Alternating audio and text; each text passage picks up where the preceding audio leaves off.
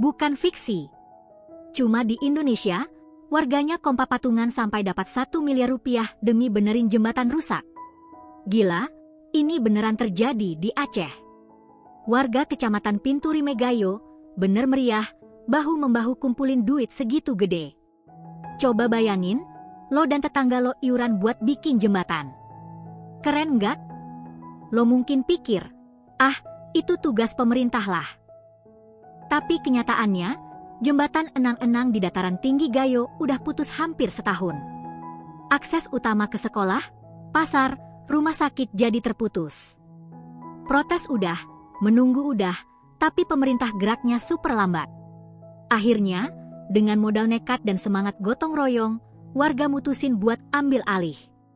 Ini bukan soal uang, tapi soal survival.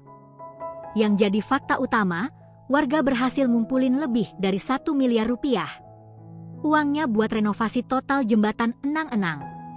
Bukan cuma iuran sembarangan, mereka adain acara amal, kumpulin donasi dari rantau, bahkan ada yang jual barang. Gotong royong murni, tanpa campur tangan pemerintah.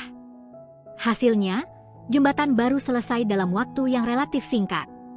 Bayangin, dana sebesar itu dari orang biasa. Ini bukan kejadian tiba-tiba. Masyarakat Aceh punya tradisi, gotong royong, dan kaum yang udah mengakar sejak lama. Dulu, mereka udah biasa bangun irigasi, masjid, bahkan jalan secara swadaya. Tapi baru kali ini skalanya tembus miliaran. Kenapa? Karena kondisi darurat ekstrim. Jadi sejarah membuktikan, komunitas bisa luar biasa kuat saat butuh. Dari kacamata psikologi sosial, fenomena ini ada penjelasannya. Ada yang namanya kolektive efficacy, keyakinan bahwa kelompok bisa berhasil. Ditambah social identity, rasa sebagai warga satu daerah yang saling peduli. Ditambah lagi efek viral di media sosial yang bikin trust makin besar. Gabungan faktor ini bikin donasi mengalir deras. Ilmuwan juga bilang, empati dan urgensi adalah kunci. Nggak cuma bikin jembatan, aksi ini berdampak lebih luas. Setelah viral, Menteri PU akhirnya turun tangan langsung. Bahkan dia sampai datang ke Aceh buat ngecek kondisi. Pihak pemerintah juga akhirnya alokasikan anggaran untuk perbaikan jalan lain. Jadinya, satu aksi bisa memicu reaksi berantai. Termasuk bupati setempat yang akhirnya bergerak cepat. Tapi banyak mitos beredar. Mitos pertama, warga dipaksa iuran, ada tekanan pihak tertentu. Atau, uangnya pasti dikorupsi, nggak nyampe ke target. Mitos lainnya, kasus ini cuma viral karena gimmick politik. Dan yang paling sering, pemerintah pasti udah ada rencana, warga cuma nggak sabaran aja. Tapi faktanya, berdasarkan laporan, dana dikelola transparan sama tim warga. Setiap rupiah tercatat. Warga sendiri yang mengawasi. Soal tiada tekanan, justru partisipasi sukarela dan antusias. Dan soal pemerintah, nyatanya mereka butuh hampir setahun tanpa tindakan berarti. Baru setelah viral, ada gerakan. Jadi, mitos-mitos itu gak terbukti. Ada eksperimen psikologi yang terkenal, namanya Public Goods Game. Dalam eksperimen, orang cenderung nyumbang lebih banyak ketika mereka lihat orang lain juga nyumbang. Nah, di Aceh, kelihatannya efek ini bekerja. Tapi juga ada eksperimen lain tentang social loafing, yang justru sebaliknya. Kenapa warga di sini nggak malas? Karena ada urgensi dan identitas bersama yang kuat. Hasil eksperimen menunjukkan bahwa jika masyarakat punya suara langsung dan percaya bahwa kontribusi mereka dikelola baik, partisipasi bisa melesat. Di Aceh, ini terbukti. Tak cuma antusiasme, pengumpulan dana bahkan overshot dari target. Wow! Ini mengejutkan para ahli karena biasanya swadaya di daerah konflik rendah. Tapi ini membalikkan stigma. Fakta lain yang jarang diketahui, jembatan enang-enang ternyata strategis banget. Itu penghubung utama antara Bener Meriah dengan kota-kota lain. Banyak pelajar, pasien, dan petani kopi bergantung padanya. Saat jembatan putus, harga kopi lokal merosot. Dengan jembatan baru, ekonomi langsung berputar lagi. Satu bangunan, dampak sebesar itu. Bagi kita yang nonton, ini jadi tamparan.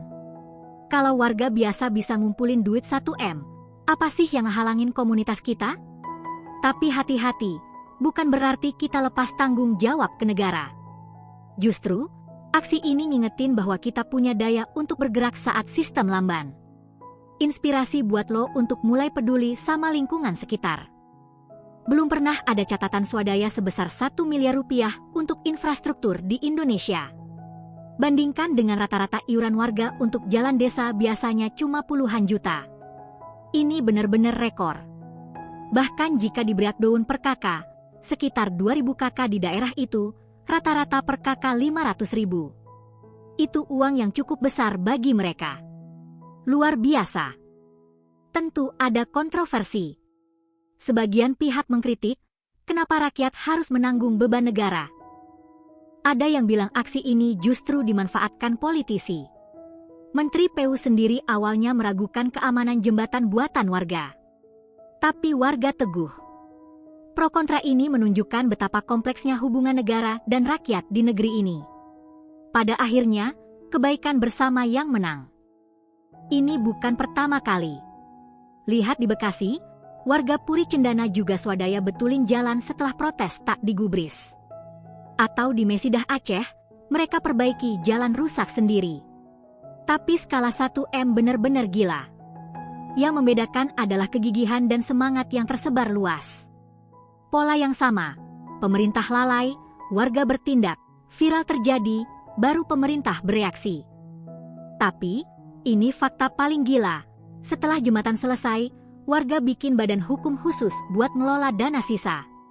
Ternyata, sisa donasi masih puluhan juta.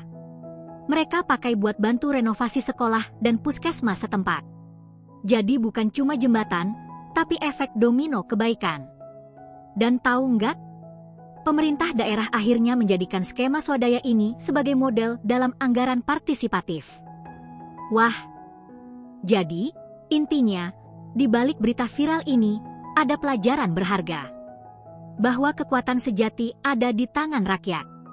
Gotong royong bukan sekadar kata, tapi aksi nyata.